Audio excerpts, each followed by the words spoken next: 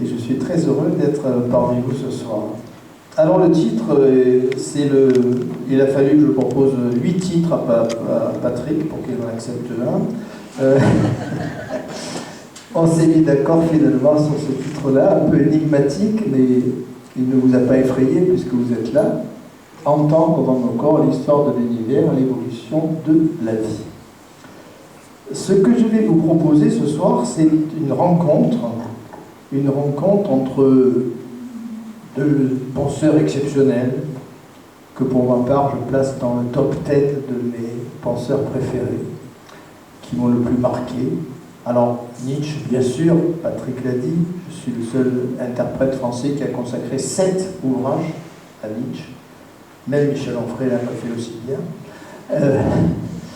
Et puis un physicien extraordinaire qui est en même temps un philosophe, parce que ces grands physiciens sont des philosophes, qui est David Bohm, dont vous connaissez peut-être le nom ou un peu moins bien. Donc je vous propose cette rencontre entre David Bohm et Friedrich Nietzsche. Voilà ces deux hommes. Donc David Bohm a vécu au XXe siècle, il nous a quittés il y a 30 années exactement. Et je reviendrai dans quelques instants sur sa biographie, très rapidement. Et Nietzsche, bon, inutile de le présenter, j'espère en tout cas, immense philosophe, avec une attention que je tiens à mettre en évidence. Ne vous trompez pas sur la date de décès de Nietzsche. Il est mort en 1900, mais il est mort en fait en 1889, puisqu'il a perdu la raison en 1889. Il a quitté ce monde, en fait, intellectuellement, et il a vécu dans une vie végétative pendant une douzaine d'années, qui a eu beaucoup de conséquences, mais je n'ai pas le temps de vous raconter ça, on pourra en discuter si ça vous intéresse. Donc nous allons montrer avec ces deux penseurs comment le corps, qui était depuis des siècles et des millénaires même, une poussière ridicule dans l'infinité de l'espace, comment ce corps se métamorphose quand on remplace le prisme de l'espace par le prisme du temps. Non pas du temps linéaire, non pas de la flèche du temps, de la physique classique, mais du temps éternel de Nietzsche. Mon premier ouvrage sur Nietzsche s'appelait L'individu éternel. Ou bien du temps implié de la physique quantique. Alors vous me permettrez de laisser pour l'instant un peu dans l'ombre ce terme d'impliation qui est au centre des écrits de David Bohm, je l'expliciterai un peu plus tard. Et deuxième avertissement, je vais inverser la chronologie, c'est-à-dire qu'en fait nous allons partir de la physique quantique de David Bohm, nous allons partir du XXe siècle et nous allons remonter jusqu'à Nietzsche et jusqu'au XIXe siècle. Deux phrases vont nous servir de fil d'Ariane, Nietzsche aimait bien ce mythe d'Ariane. Deux phrases vont nous servir de fil d'Ariane, de chacun de nos deux penseurs. La première est de David Bohm, on la trouve dans La plénitude de l'univers, qui est un livre que je vais citer à plusieurs reprises, un très grand livre. Le corps n'enveloppe pas seulement l'esprit, mais en un certain sens l'univers matériel entier. Et puis une phrase de Nietzsche dans son plus beau livre peut-être, le plus poétique en tout cas, Ainsi parlait Zarathustra, moi-même j'appartiens aux causes du retour éternel. Alors ces phrases restent un peu énigmatiques, je suppose, pour l'instant, nous allons les éclairer, mais en tout cas gardez-les dans un coin de vos cerveaux, elles nous serviront tout au long de cet exposé. Nous allons donc commencer par David Bohm et par l'ordre implié, la plénitude de l'univers. Le titre anglais c'est Wholeness and the Implicate Order. La totalité et l'ordre implié ou impliqué, c'est très difficile à traduire, implicate en fait, parce qu'il y a beaucoup de sens qui s'additionnent chez David Bohm. La science du XXe siècle a confirmé la validité des intuitions de Nietzsche. Je pourrais vous montrer de mille façons, je l'ai développé dans un certain nombre d'articles. Mais parmi les exemples, j'ai retenu celui de David Bohm. C'est l'un de nos plus grands physiciens, physicien philosophe, comme l'était avant lui Erwin Schrödinger. Pour moi, au XXe siècle, les plus grands philosophes sont peut-être les savants, les physiciens ou les biologistes parce que les philosophes, malheureusement, et je le déplore et je le dénonce, ont renoncé à s'intéresser à la science. Nous avons un ennemi de l'humanité qui porte une lourde part de responsabilité en France, qui s'appelle Jean-Paul Sartre, mais je m'arrête là parce que je vais m'énerver. David Bohm était professeur de physique théorique au Birkbeck College de Londres. C'est pas n'importe quoi, le Birkbeck College, c'est là où Newton a donné lui-même ses cours, donc vous vous doutez bien qu'on ne nomme pas professeur de physique au Birkbeck College le premier venu.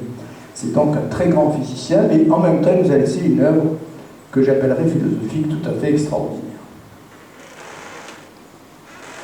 Jusqu'au XXe siècle, la physique, qu'on appelle classique parfois, a été fondamentalement analytique.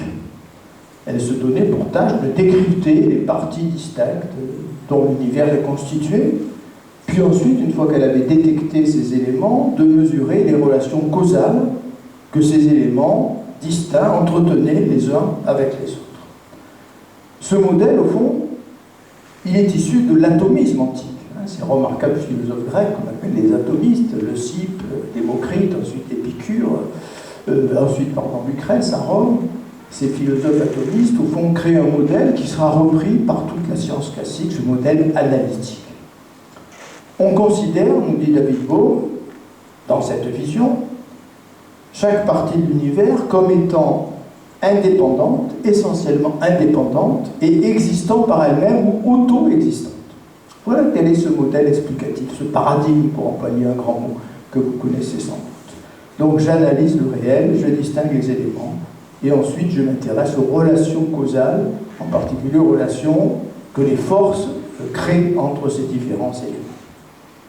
Et donc il y a un symbole, nous dit David Bohm, de cette science, qui nous aide à comprendre comment elle fonctionne, un symbole très éclairant, qui est la lentille.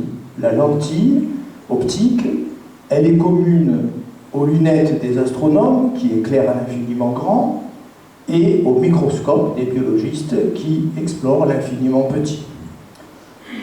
Cette approche, en fait, en termes d'analyse, elle s'étend au-delà du visible. Elle s'étend aux éléments qui sont invisibles, ou trop rapides, ou trop petits pour être perçus directement par nos appareils. Or, la lentille, nous dit David Bohm, ne peut plus symboliser le travail de la science contemporaine. Ça n'est plus le symbole de la science et de la façon dont nous savons travailler au XXe siècle. On dit souvent, vous l'avez entendu dire 1000 fois, qu'il y a un abîme, sinon un abîme du moins une grande distance, qui sépare la relativité d'Einstein et la physique quantique. On sait que nos physiciens s'acharnent à réunir ces deux physiques. Ils n'y parviennent guère. Il y a quelques tentatives aujourd'hui qui sont intéressantes, la théorie des cordes et quelques autres. Mais on insiste souvent sur la distance qui sépare Einstein et les physiciens quantiques. Et du même coup, on oublie ce qui réunit ces deux physiques, qui est très important, peut-être plus important que ce qui les sépare.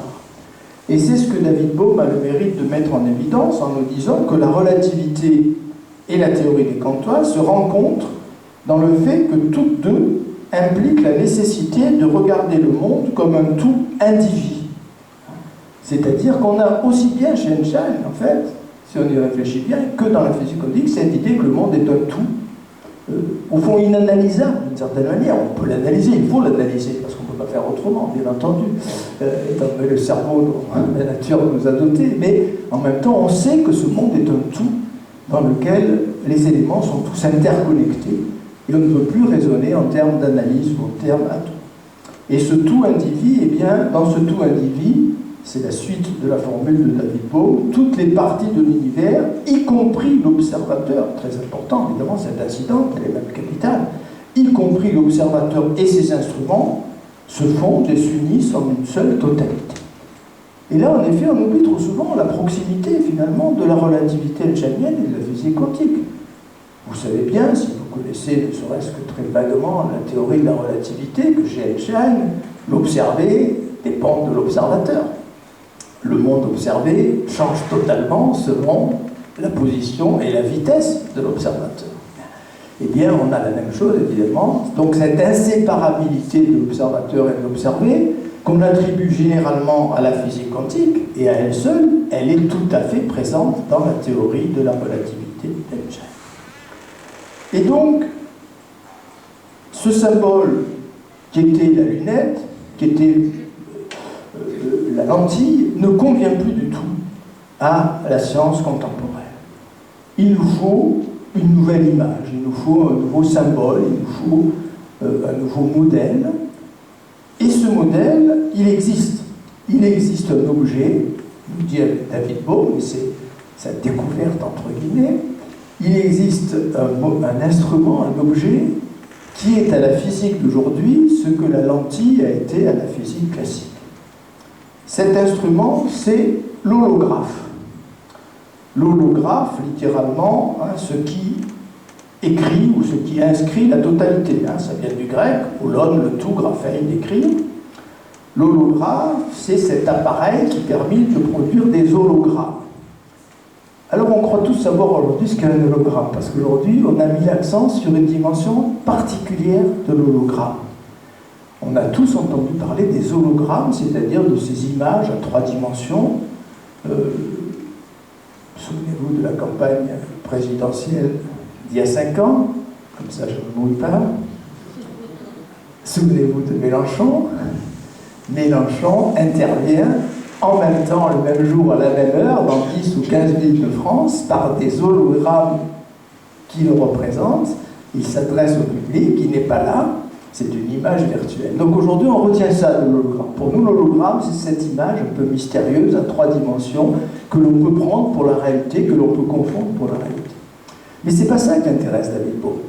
Ce qui intéresse David Bohm, c'est une autre propriété de l'hologramme. Donc, qu'est-ce que c'est qu'un hologramme? Produit par un hologramme, vous avez ce petit schéma ici au tableau, sur l'écran. Nous avons un rayon lumineux, un rayon laser, dont une partie va traverser un miroir argenté, un miroir qui reflète l'objet qui est ici. Donc, un premier rayon qui va traverser le miroir semi-argenté et donc laisser une trace sur la plaque photographique. Mais ce rayon laser va en même temps, une partie de ce rayon laser va être reflétée par le miroir semi-argenté, va éclairer l'objet, et l'objet va donc produire un autre rayon qui va à son tour s'inscrire sur la plaque photographique. Si bien, si vous avez fait un peu de physique, vous devinez qu'on a une interférence entre ces rayons lumineux et ces rayons lumineux. Et cette interférence, elle a cette propriété assez spectaculaire qu'elle va produire sur la plaque photographique une image qui a cette propriété que si on éclaire la plaque photographique avec un rayon laser, la plaque photographique telle qu'elle a été imprimée par les rayons, on va découvrir sur chaque point de la plaque photographique la totalité de l'image. D'accord ? Le tout est contenu dans chaque partie. Chaque point de l'image, si on l'éclaire, représente la totalité de l'image. Eh bien, nous dit David Bohm, voilà le paradigme, au fond, de la nouvelle physique, de la nouvelle vision de l'univers. Un ordre total, nous dit-il, est contenu implicitement dans chaque région de l'espace et du temps. Dans chaque région, dans chaque point, comme sur cette plaque photographique, dans chaque point de l'univers, vous avez contenu de façon implicite, encore faut-il creuser cet implicite et avoir les outils qui nous permettent de détecter et de déplier cet implicite, eh bien, dans chaque point de l'univers, nous avons implié la totalité de l'univers, à la fois dans l'espace et dans le temps. Donc nous avions un ancien ordre, qui était l'ordre de la physique classique, qui était un ordre mécaniste, cet ordre analytique entre des éléments différents séparés. Nous avons aujourd'hui un nouvel ordre, issu de la physique quantique en particulier, que David Bohm appelle l'ordre implié, implicate order, implié et implicite à la fois, on peut traduire des deux façons, qui est suggéré par l'hologramme. Au fond, la forme et la structure de l'univers entier sont en quelque sorte envelopper ou envelopper, les traducteurs ont traduit parfois par envelopper, ce n'est pas une faute de graphie, c'est la traduction, envelopper à l'intérieur des régions qui sont découpées par nos sens, par notre langage, parce que on entend beaucoup de sottises sur la vision holiste ou holistique aujourd'hui. Elle n'évacue pas l'approche analytique. Jamais nous pourrons nous dispenser d'une approche analytique. Il faut être très clair à ce sujet. Comment voulez-vous que la science fonctionne si elle ne découpe pas des objets, si elle n'expérimente pas sur des objets découpés, séparés les uns des autres? Au fond, la science fonctionne comme fonctionnent nos sens. Nos sens aussi découpent des éléments. Je vous vois séparés les uns des autres dans cette salle. Je vous montrerai tout à l'heure que vous n'êtes pas du tout, quitte à vous effrayer un peu. Mais nos sens séparent des éléments. Notre langage sépare des éléments. Il est fait de mots séparés les uns des autres. Donc, la science, au fond, ne fait que répercuter ce mode analytique qui existe et qui existera, et dont David Bohm a le mérite de dire que jamais nous ne le dépasserons. Mais en même temps, il faut savoir que cette analyse est, au fond, abstraite et un peu artificielle. Je sépare des éléments, mais je dois garder en mémoire que ces éléments ne sont pas séparés dans la réalité, que dans chacun de ces éléments, la totalité est présente, et que la totalité est enveloppée dans chacun des éléments. Donc le corps, le voilà enfin, ce corps, vous ne l'avez pas vu jusqu'à présent, et plus particulièrement dans ce corps, le cerveau, ce sont des révélateurs qui contiennent l'univers en sa totalité.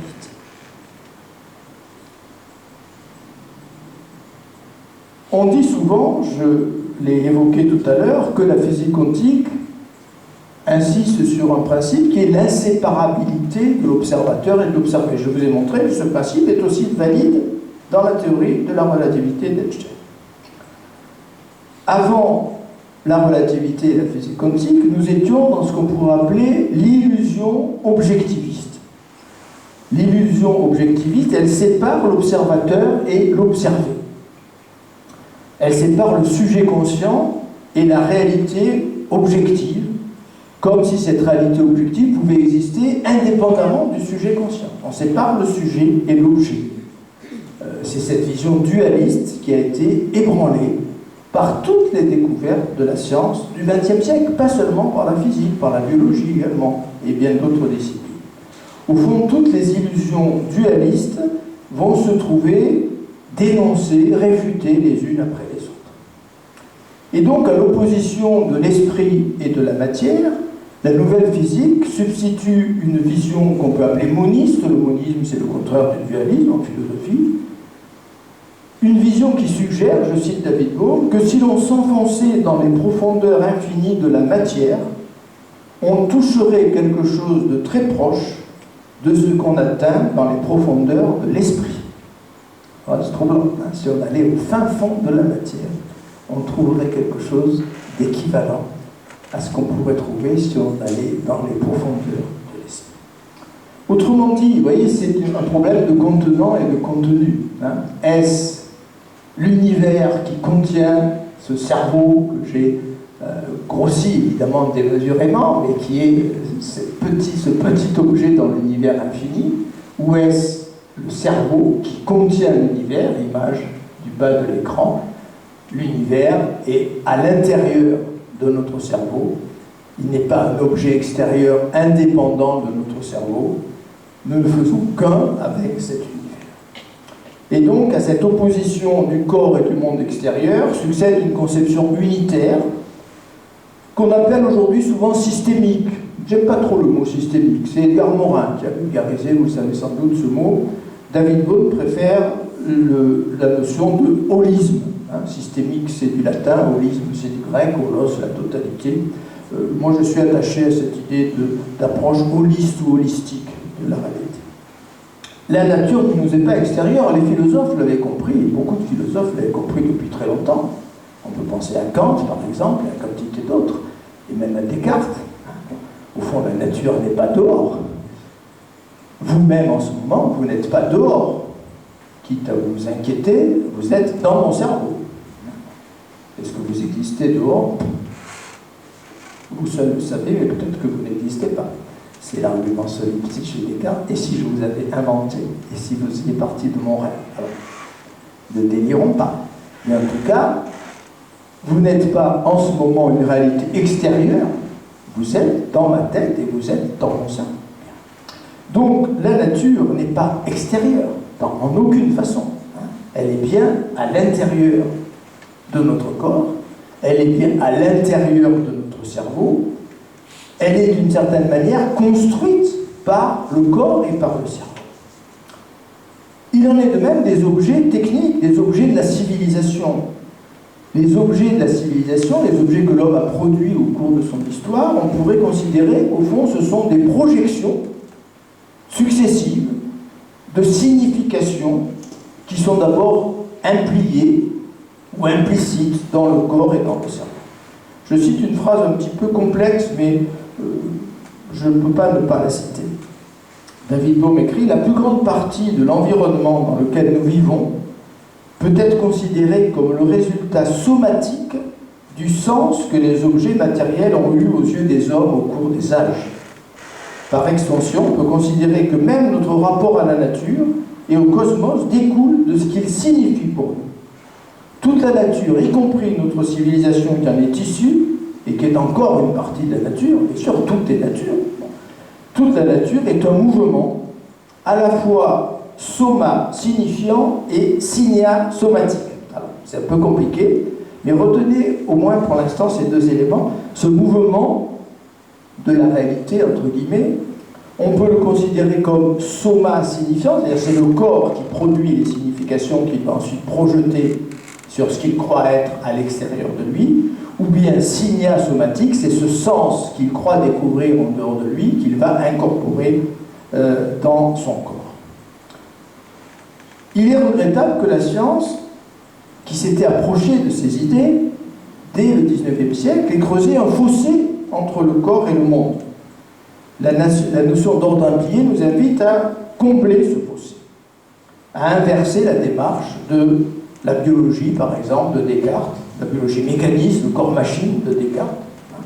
Aujourd'hui, on a l'impression que c'est plutôt la physique qui emprunte ces catégories, certaines de ces catégories à la biologie. Un très bel exemple, c'est la respiration. Le vivant et l'inanimé, qu'on sépare de façon dualiste, ne sont-ils pas les variations d'un même ordre? Alors, je cite une formule que je vais commenter dans quelques instants, qui est essentielle, qu'on trouve dans La plénitude de l'univers. Une molécule de dioxyde de carbone qui traverse la limite d'une cellule dans une feuille. Remplaçons la feuille par les poumons, parce que c'est plus utile pour moi dans quelques instants. Donc, qui traverse la limite d'une cellule de vos poumons, ne devient pas brusquement vivante. Et une molécule d'oxygène ne meurt pas non plus brusquement lorsqu'elle est relâchée dans l'atmosphère. La vie est en quelque sorte implicite dans ce que nous appelons généralement une situation sans vie. Tout à l'heure, j'ironisais en disant que vous n'êtes pas séparés les uns des autres. Depuis le début de cette conférence, j'ai expiré, vous aussi. Je préfère partir de moi parce que c'est plus simple pour l'explication. Depuis le début de cette conférence, j'ai expiré des millions d'atomes. Je vois que certains me regardent un peu inquiets en période de Covid, et je suis désolé, je n'ai pas pu faire autrement, un masque ne l'aurait pas empêché. J'ai expiré des millions d'atomes d'hydrogène, d'oxygène, de gaz carbonique. Ces atomes, d'où viennent-ils? Ils étaient dans mon corps. Ils étaient dans mes cellules avant de passer par les poumons et par l'expiration. S'ils étaient dans mes cellules, ils étaient vivants, parce que si aucun des atomes de mes cellules n'est vivant, je suis un cadavre. Il faut bien que ces atomes de mes cellules soient vivants et composent les cellules vivantes de mon corps vivant. On est bien d'accord. Donc ces atomes étaient vivants dans mon corps, je les expire, dans l'espace de cette salle, ils ne sont plus vivants, on va dire qu'ils sont morts, ils sont inanimés. Je vais vous inquiéter encore plus. Vous les avez inspirés, tant pis pour vous. Ils ont gagné vos poumons. et puis par le biais du sang, ils ont gagné vos cellules, et ils font partie maintenant de vos cellules vivantes. D'accord? Des atomes vivants de mon corps, devenus non vivants dans l'espace, sont devenus des atomes vivants de vos cellules. Et réciproquement. Vous voyez, l'idée de séparation déjà qui en prend un coup ici. Hein. Nous avons échangé des millions d'atomes depuis le début de cette conférence. Au fond, le corps vivant, c'est ce qui développe, ce qui est implié dans la matière non vivante. Le corps humain, c'est un holographe, on revient à cette image, à ce modèle, qui révèle de plus en plus nettement ce que recèle l'ordre implié. Au dualisme de l'esprit et de la matière, il convient donc de substituer une nouvelle approche dont l'œuvre de David Bohm jette les bases. Alors venons-en à quelque chose peut-être d'un peu plus simple et à une image plus éclairante. Comment comprendre de la façon la plus simple ce qu'est un ordre implié? Le plus bel exemple, c'est l'écoute de la musique. Écouter de la musique, c'est pénétrer un ordre implié. C'est la présence du tout musical, du tout individu musical, qui fait que la musique est musique. Si j'adopte une acoustique mécaniste, je vais séparer les éléments musicaux les uns des autres. Il y a une note qui a été remplacée par une autre note. Quand elle est remplacée par une autre note, la note d'avant a disparu, et ainsi de suite. On est d'accord. Mais alors il n'y a plus de musique. Où est la musique? Pour qu'il y ait musique, il faut qu'il y ait persistance de tous les sons entendus depuis le début de l'écoute musicale jusqu'à la fin de l'écoute musicale. Cet appel à la musique, il est commun à Nietzsche, que nous retrouvons maintenant pour la première fois dans notre conférence, et à David Bohm. L'ordre profond de la nature, Nietzsche l'appelle dionysiaque, je n'ai pas le temps d'expliquer ici pourquoi, peu importe. David Bohm l'appelle implié, et cet ordre profond, il se reflète dans un ordre superficiel que Nietzsche appelle apollinien, que David Bohm appelle sensoriel la plupart du temps, qui n'en est que l'expression. L'un des premiers, et c'est pour ça que vous avez son image peinte sur l'écran, qui a entrevu ce que signifiait la temporalité de la musique, c'est saint Augustin au 5e siècle. Il y a dans les Confessions de saint Augustin un magnifique texte où saint Augustin nous dit: quand je commence à écouter de la musique, j'anticipe sur les notes que je vais entendre. Au milieu du morceau musical, j'ai en mémoire la totalité de ce que j'ai entendu et l'attente de tout ce qui va surgir, et à la fin, j'ai la mémoire de tout ce que j'ai entendu. Autrement dit, saint Augustin, qui est le premier grand philosophe du temps, nous fait comprendre qu'écouter de la musique, c'est vivre une temporalité qui n'est pas du tout la temporalité de la succession des instants, hein, ce temps mystérieux, dit saint Augustin. Si vous me demandez ce qu'il est, je ne sais plus. Si vous ne me demandez pas, je sais. Si vous me demandez ce qu'il est, je ne sais plus. Bien. Donc saint Augustin est l'un des premiers à percevoir ce qui est enregistré au fond à l'intérieur du cellule du cerveau, une sorte de mémoire, et cette mémoire, c'est une partie de la mémoire de la matière en général. Et donc c'est toute la métaphysique dualiste qui va se trouver congédiée. David Bohm, dans ses derniers travaux, parlait de soma-signification. Il nous indiquait dans quelle direction il nous faut cheminer. Au fond, affirmer que le corps et la matière en général, l'univers même en général, est implié dans l'esprit, c'est légitime, bien sûr, je vous l'ai montré. Mais c'est un peu dangereux parce que ça risque de nous reconduire vers la vieille métaphysique. Et donc il faut préférer peut-être l'affirmation symétrique selon laquelle le corps contient l'esprit. C'est sans doute préférable. Quand il écrit La plénitude de l'univers, David Bohm semble considérer à peu près équivalentes les deux affirmations. Pour preuve, cette formule que je cite: dans l'ordre implié, nous devons dire que l'esprit enveloppe la matière en général, et donc le corps en particulier, de façon similaire, donc la réciproque. Le corps n'enveloppe pas seulement l'esprit, mais aussi, dans un certain sens, l'univers matériel entier. Donc les deux formules semblaient, à David Bohm, presque équivalentes. L'esprit enveloppe le corps enveloppe l'esprit. Quelques années plus tard, la pensée de David Bohm a évolué.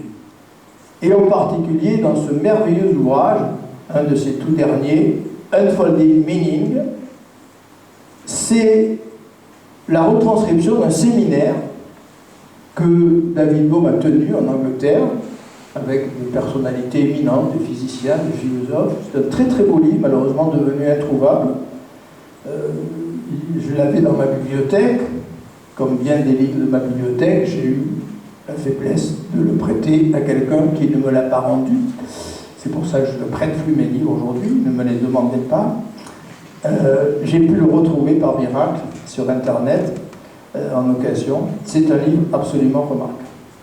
Unfolding Meaning a été traduit en français par La danse de l'esprit. Et on dira, il n'y a pas grand-chose à voir entre les deux titres. Et au fond aussi, le traducteur a été remarquablement inspiré.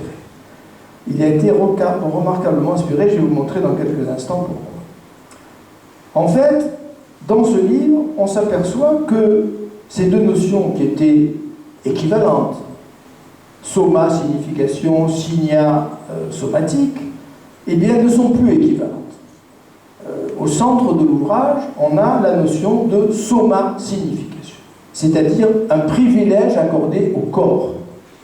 Un privilège accordé au corps sur l'esprit, au corps, entendu bien sûr dans un sens, vous l'avez deviné, un peu particulier. Et ça rapproche encore davantage David Bohm de Nietzsche, comme nous le verrons dans la seconde étape de notre propos.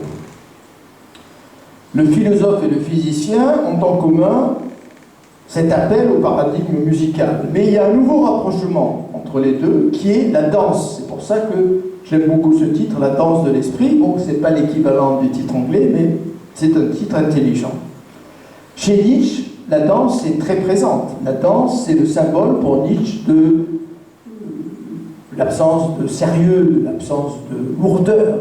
C'est la fin de l'esprit de lourdeur. Nietzsche a une admiration sans borne pour cette légèreté de la danse, et il voudrait que nous allions vers cette même légèreté mentale dans la vie de tous les jours. Eh bien, chez David Bohm, la relation au monde est de l'ordre de la danse. La vraie relation, si nous sommes reliés au monde de telle façon que nous laissons le monde évoluer en nous, se signifier en nous, si nous laissons l'harmonie du tout s'exprimer en nous, elle est impliée en nous, si nous savons la déplier, eh bien, nous allons avoir une attitude, au fond, légère et dansante, très proche de ce que Nietzsche a développé dans sa philosophie. C'est au fond le corps signifiant qu'il convient d'écouter en l'accomplissant, parce qu'il n'existe pas au départ, et tout est mouvement, vous l'avez compris, tout est création d'une certaine manière. Donc, nous écoutons cet univers contenu dans nos cerveaux, nous l'écoutons, nous l'accomplissons en même temps, et de cette manière-là, nous sortons du dualisme qui a ouvert la voie au nihilisme, j'y reviendrai dans quelques instants. Il est temps d'en venir à Nietzsche et à cette immersion nietzschéenne, l'univers dans le corps. Mais avant d'en revenir à Nietzsche, nous allons opérer un petit retour en arrière. Ce que Nietzsche nous propose, c'est de substituer le temps à l'espace, comme nous l'avons vu et comme l'indique le titre de cette conférence. Pour la science classique, pour la science galiléenne, pour la philosophie de Descartes, qui est la philosophie de cette science galiléenne, qu'est-ce que le corps? Nous l'avons dit d'entrée de jeu, c'est une parcelle infinitésimale au sein de l'univers. Au XVIIe siècle, vous avez deux immenses philosophes qu'on oppose très souvent à propos de leur vision de l'humanité ou de la civilisation. Ce sont Descartes et Pascal. Je n'ai pas mis les noms parce que vous les avez tous reconnus, bien évidemment. Les historiens de la philosophie ont l'habitude d'opposer le tragique de Pascal, le scepticisme de Pascal. Pascal nous égare, vous le savez, entre les deux infinis, l'infiniment grand, l'infiniment petit, pour nous proposer ensuite son fameux pari. Pascal veut nous convertir d'une certaine manière. Donc on oppose ce scepticisme de Pascal à l'optimisme l'optimisme qu'on peut appeler prométhéen de Descartes. Descartes, vous le savez, la formule est célébrissime, nous permet promet de devenir, comme maître et possesseur de la nature. Donc effectivement, le contraste semble saisissant. Mais s'agissant du corps, les frères ennemis se retrouvent étonnamment proches l'un de l'autre. Pascal égare la poussière du corps entre les deux infinis. Descartes noie la matière corporelle dans l'immensité de l'étendue de ce qu'il appelle en latin la res extensa. Chez les deux philosophes, le corps perd toute valeur et tout intérêt. Il faut donc attendre le XIXe siècle, il faut attendre la philosophie de Nietzsche pour que l'on assiste à une réévaluation radicale du corps. Alors vous pourriez peut-être m'objecter qu'il a existé avant Nietzsche une certaine réévaluation du corps chez des philosophes qu'on appelle matérialistes. Il y en a eu au XVIIIe siècle, Diderot, il va classer parmi ces philosophes plus ou moins matérialistes, mais Diderot est tellement compliqué qu'on n'est pas sûr qu'il soit vraiment matérialiste. Mais en tout cas, il y a eu au XVIIIe et ensuite au XIXe siècle des philosophes matérialistes. Oui, mais ces philosophes matérialistes, en fait, sont restés prisonniers de la vieille métaphysique. Ils ont simplement inversé la hiérarchie. L'idéalisme philosophique mettait l'esprit au-dessus du corps, les matérialistes mettent le corps au-dessus de l'esprit. Mais ils sont dans l'ancien schéma. C'est pas du tout ce que Nietzsche a fait, nous allons le montrer. Il faut donc attendre Nietzsche pour qu'on assiste à une véritable réhabilitation du corps. Si je l'observe du point de vue du temps, du devenir, le corps n'est plus cet atome méprisable, cette poussière ridicule, il devient un corps transfiguré, il devient un corps transfiguré dans un monde lui-même transfiguré. Nietzsche utilise souvent la métaphore de l'araignée de sa toile. Nous sommes un peu comme des araignées qui tissons une toile et nous ne captons que ce qui veut bien se laisser prendre dans cette toile.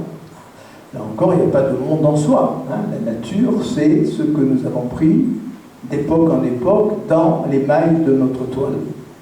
Eh bien, la science nous a permis d'élargir cette toile.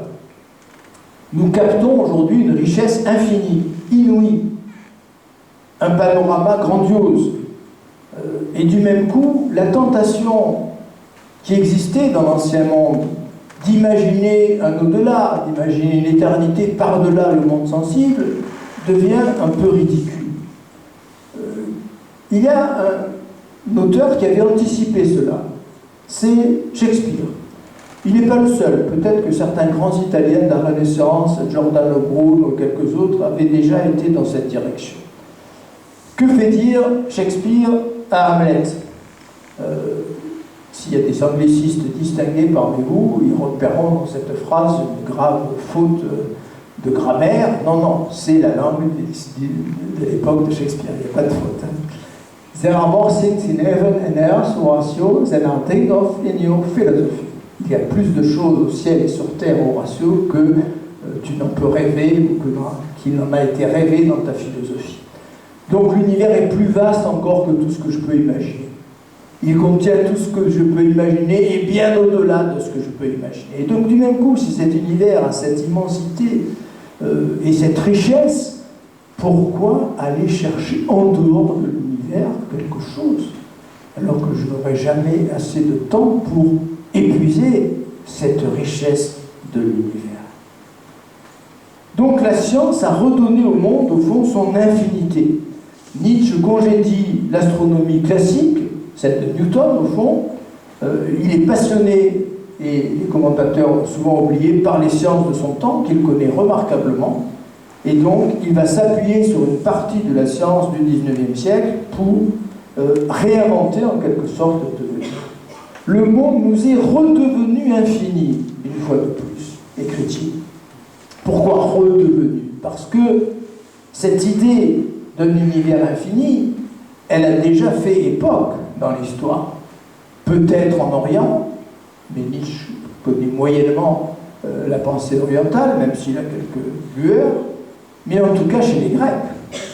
Chez les Grecs d'avant Socrate, chez ces présocratiques que Nietzsche admire, sur lesquels il a écrit ses premières années de philosophie, eh bien les présocratiques, ceux qu'on appelle les présocratiques, était convaincu de l'infinité de l'univers, du fait que l'univers est infini dans l'espace et dans le temps, qu'il n'a jamais commencé, qu'il ne finira jamais et qu'il se répète infiniment, ce qui va mettre Nietzsche sur la voie, c'est un des éléments qui le mettra sur la voie du retour éternel.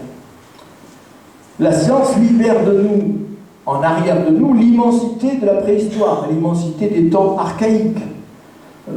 Le darwinisme en particulier ouvre cette immensité, mais ouvre symétriquement le futur. Au fond, quel est le raisonnement? Si quelques milliards d'années ont permis de passer de l'être monocellulaire jusqu'à l'humain, comment ne pas supposer un développement équivalent dans le futur, si nous n'avons pas évidemment la sottise de nous éliminer de la planète et de détruire la vie? Comment ne pas imaginer un développement équivalent dans l'avenir? Comment ne pas imaginer un développement qui nous conduirait de l'humain actuel à quelque chose qui serait aussi éloigné de l'humain actuel que l'humain actuel est éloigné de l'être monocellulaire apparu il y a 4 milliards et demi d'années? Est-ce que nous n'avons pas en nous implié, comme dirait David Bohm, une sorte de surhomme, même si le terme est peut-être maladroit, qui serait tel, Nietzsche a cru voir ce surhomme, à un moment donné, le Zarathustra en est la trace, et Nietzsche dit dans le Zarathustra que regarder du point de vue du surhumain, l'homme actuel déclenchera un éclat de rire, ou une honte qui fait mal. Bon. Autrement dit, c'est la science qui ouvre ainsi, qui dilate ainsi le temps en direction du passé, en direction de l'avenir. Au fond, le corps de l'homme actuel contient implié, j'emploie le langage de David Bohm pour commenter les textes de Nietzsche, le corps de l'homme actuel contient implié tous les possibles d'où pourrait surgir ce que Nietzsche appelle, encore une fois, peut-être maladroitement, le surhumain. Mais en fait, il faut y insister, et Nietzsche est l'un des premiers à le remarquer, la science est travaillée, déchirée par une grande tension. D'un côté, la science alimente un matérialisme un peu étriqué. Elle rétrécit au fond le temps humain, surtout par ses applications technologiques. Un monde scientifique est un monde qui a tendance à rétrécir notre horizon à notre vie individuelle. Au fond, la science contribue d'une certaine manière à rétrécir, à rapetisser l'être humain. Et là, je cite une phrase qui est très peu citée par les commentateurs de Nietzsche, pour une raison très simple, c'est que le commentateur de Nietzsche fonctionne de la façon suivante, et je me permets de les dénoncer, comme je l'ai toujours fait. Ils confondent Nietzsche avec un supermarché. Ils vont faire leur marché chez Nietzsche. Tiens, cette phrase, elle me plaît. En cela, elle ne me plaît pas. Ils font leur marché chez Nietzsche, ensuite ils nous proposent une interprétation du Nietzsche qu'ils ont construit dans leur supermarché. Moi, j'ai la prétention d'avoir intégré la totalité du corpus nietzschéen, et je prétends qu'une interprétation convenable et sérieuse de Nietzsche doit prendre en totalité la totalité des phrases que nous a laissées Friedrich Nietzsche. Sinon, on n'est pas dans l'interprétation. Voilà cette citation qui je suis le seul à citer cette formule. À ma connaissance, je n'ai pas tout lu, hein, il y a des milliers de livres, je n'ai jamais trouvé nulle part. Un désavantage essentiel que comporte l'abolition des perspectives métaphysiques, c'est que l'individu restreint son horizon à sa brève existence. C'est troublant, cette phrase. Si je n'avais pas dit qu'elle était de Nietzsche, vous n'auriez jamais deviné. Nietzsche est en train de me dire, au fond, c'est quoi l'abolition des perspectives métaphysiques? C'est l'abolition de la vision mythologique, c'est l'écroulement des religions, c'est ce qu'il appelle la mort de Dieu dans le Gai Savoir. Eh bien, il y a un désavantage.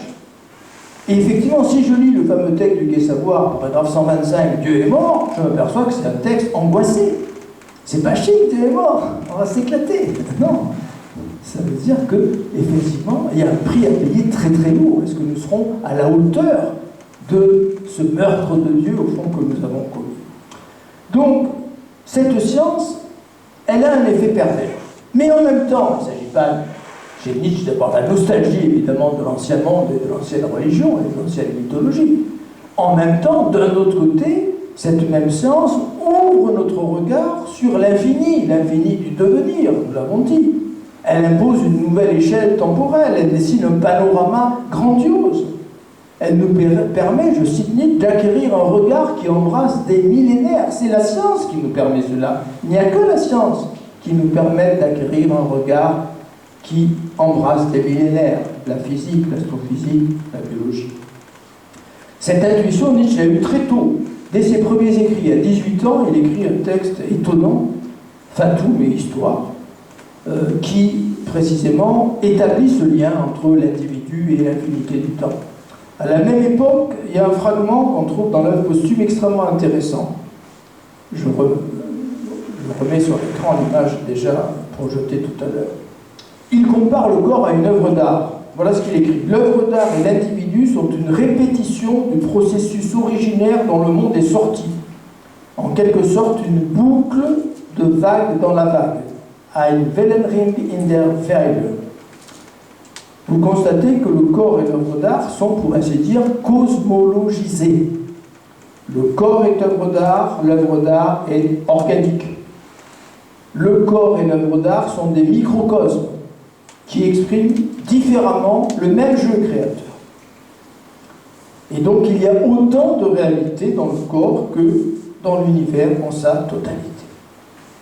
Le corps se manifeste comme point culminant d'un jeu cosmique d'une infinie durée. Le contenant et le contenu s'inversent, d'où l'image projetée sur l'écran. Ils inversent la signification. La petitesse du corps ne veut plus rien dire. La façon dont le corps concentre en lui un hasard infini signifie tout. Mais il y a un obstacle à surmonter, difficile, que je vais vous inviter à surmonter avec moi pour tirer le bénéfice de ce que je suis en train de vous dire. Il faut pour cela surmonter ce que j'appellerais les pièges de l'individualité. Nous avons tous tendance à confondre, au fond, le corps vivant et l'individu. Qu'est-ce que l'individu? L'individu, c'est le dernier terme indivisible d'une division. C'est le terme d'une série d'opérations de découpage. Je découpe au sein du genre, qui est une abstraction. Personne n'a jamais vu le genre humain. Je découpe à l'intérieur du genre, je découpe, je vais découvrir les peuples, les groupes, les Toulonnais, la famille, et vous et moi, les individus. Bien. C'est un découpage. Je vous le fais remarquer au passage, je suis étonné que si peu de philosophes ont fait cette remarque, ou alors c'est que je ne les ai pas suffisamment lus, ce qui est possible.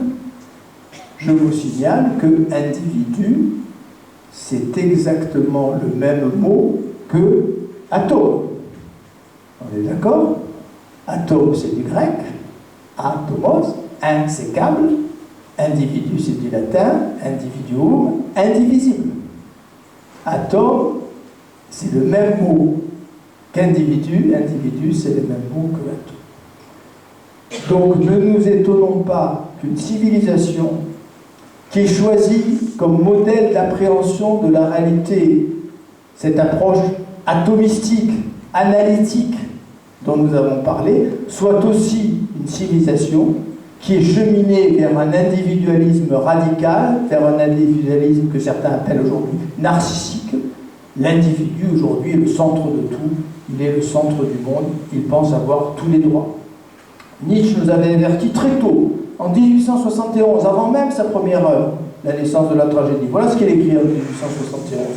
Erreur grossière de prendre l'individualité éternelle comme quelque chose de tout à fait isolé. Ces retentissements se prolongent à l'infini, tout comme elle est le résultat d'innombrables générations. On est étonné quand on lit ces phrases, on s'aperçoit que Nietzsche, au fond, avait, je dirais, des convictions fondamentales de sa philosophie très tôt, dès le début des années 1870. Que de contresens aurait été évité si on avait pris au sérieux ce type de phrase. Alors cet individu, comment s'est-il décliné? Vous le savez, je vais très vite. L'individu, ça a été l'âme de Platon, Ça a été l'âme chrétienne, pensée par les théologiens. Ça a été le cogito, l'ego cogito de Descartes. Ça a été l'atome signataire, le citoyen signataire du contrat social de Rousseau. Bref, cet individu, c'est une idole. C'est une idole parmi les idoles. C'est une croyance qui s'insère dans cette configuration que Nietzsche dénonce, dont il annonce le déclin, dont il annonce la mort, qui est la vieille métaphysique, qui est le vieux dualisme. Cette idole, c'est celle qui va survivre le plus longtemps à ce que Nietzsche appelle la mort de Dieu. Nietzsche dit Dieu est mort, mais les ombres de Dieu vont se manifester pendant des siècles sans encore. Eh bien, parmi ces ombres de Dieu, il y a l'individu.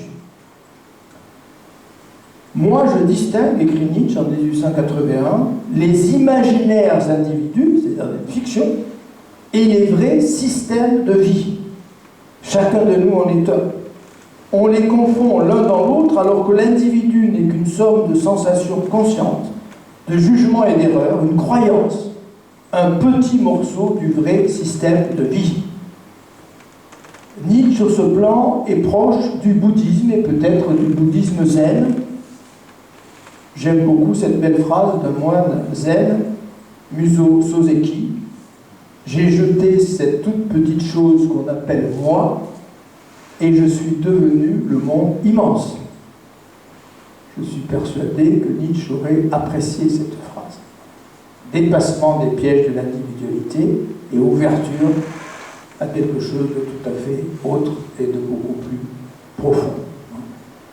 C'est un des rares points, ce rapport de Nietzsche au bouddhisme, avec lequel j'étais en désaccord avec un philosophe que j'ai bien connu, auquel je voudrais rendre un instant hommage, qui est mon ami Marcel Conche. Vous avez tous appris la disparition de Marcel Conche, qui est mort quelques semaines de ses 100 ans. Marcel Conche, j'étais d'accord avec lui sur bien des plans, mais on était en désaccord profond sur le bouddhisme. Il a écrit un livre qui s'appelle Nietzsche et le bouddhisme.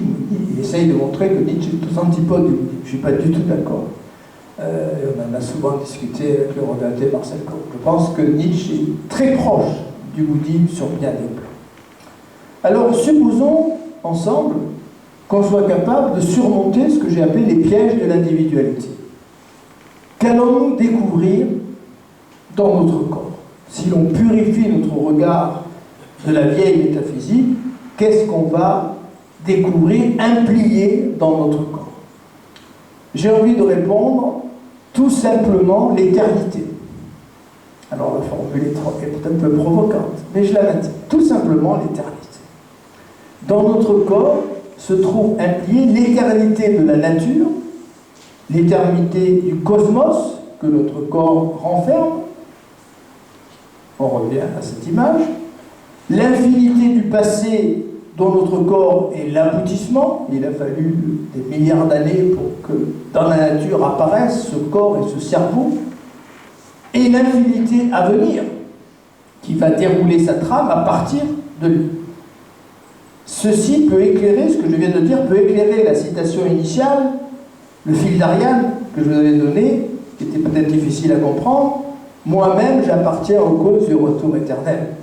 L'infinité que contient mon corps, non seulement l'infinité de ceux qui me succéderont, à travers la descendance biologique, mais d'une certaine manière, l'infinité de l'univers qui se développera à partir du moment présent. Seul le corps, en fait, peut combler, ça peut paraître étrange de dire cela de cette façon-là, mais quand on allume Nietzsche, ça paraît tout à fait évident. Seul le corps peut combler notre désir d'éternité. En 1881, quelques semaines après avoir eu la vision du retour éternel, Nietzsche écrit « Imprimons à notre vie l'image de l'éternité ». Il se donne en quelque sorte un ordre. Il nous donne un ordre. Cette pensée contient davantage que toutes les religions qui méprisent cette vie-ci en tant que fugitive et qui nous ont appris à élever nos regards vers une incertaine autre vie. Écouter et ressentir l'éternité dans le corps, au fond, c'est le programme que propose Nietzsche à tous ceux qui refusent ce qu'il appelle le nihilisme. On trouve des formules très belle et qu'on considère trop souvent comme simplement poétique ou métaphorique.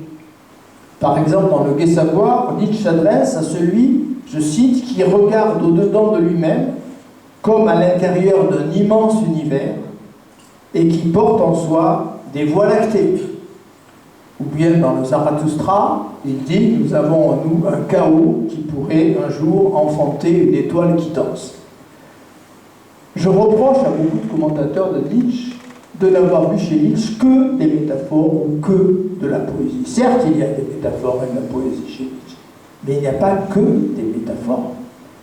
Je me suis évertué de Nietzsche, et je vous invite à le faire, je me suis évertué à lire Nietzsche au premier degré.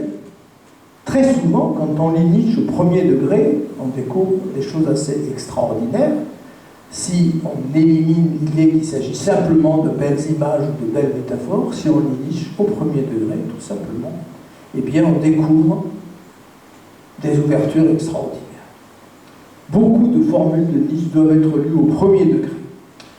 L'univers est hasard, dit Nietzsche, c'est un jeu infini, c'est un jeu sans but qui se répète éternellement, et dans ce jeu sans commencement ni fin, le corps, ce corps que la métaphysique nous a appris à mépriser, et à sa suite, et avec elle le christianisme, eh bien ce corps rassemble en lui le passé et l'avenir.